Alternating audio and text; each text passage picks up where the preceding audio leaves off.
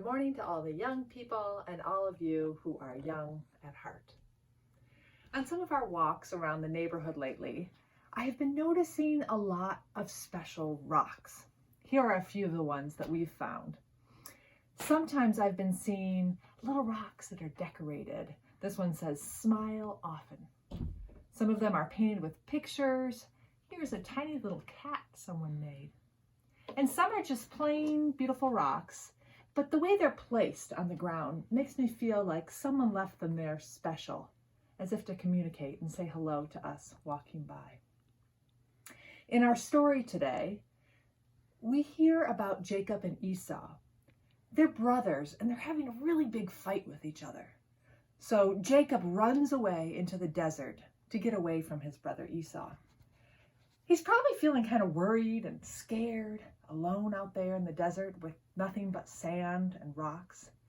And he's really tired. So he finds a really big rock and he lays down on it like it's a pillow. And while he's sleeping, he has the most amazing dream. He dreams that there's a ladder going from earth to heaven, and he sees angels going up and down the ladder between earth and heaven. When he wakes up, Jacob is feeling amazing, and he thinks that the dream means that God is there with him. There's a saying that says, sometimes you're between a rock and a hard place. And that means you're in a really difficult situation where there's no easy way out of it.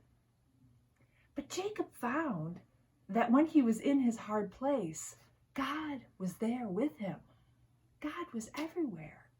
And so he took the rock that was his pillow and he poured special oil on it and he made it like a special monument so that he could remember that God had been there in that spot with him. Sometimes at our church you might hear, or we used to have a big banner out front that said, "God is still speaking." That means that God didn't just talk to people like Jacob way back in the old stories from the Old Testament in the Bible. God is still speaking to us today. And God speaks to us in many different ways. Sometimes God might speak to us in a dream or through someone else that we meet, maybe in a prayer, or maybe through a little rock that we notice on the side of the street. God is there with us.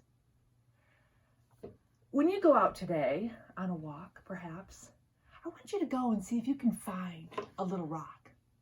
If you want, you could decorate it, or you could just leave it plain. Each rock has its own beauty. And I want you to find a spot where you know that God is.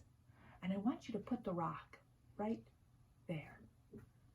And when you're walking home from placing your rock, I want you to look around and see if you can notice rocks and pebbles. They're really kind of everywhere. And I want you to notice that God is in all of those spots with you. Let's share a prayer together. Dear God, our rock, be with us in hard times and good times. Thank you for talking to us, no matter where we are. Help us to listen, to see if we can hear your message, guiding us to a new world, helping us to envision the angels that are moving between here and heaven, doing your work, making your kingdom here on earth with us. Amen. May the peace of God be with you.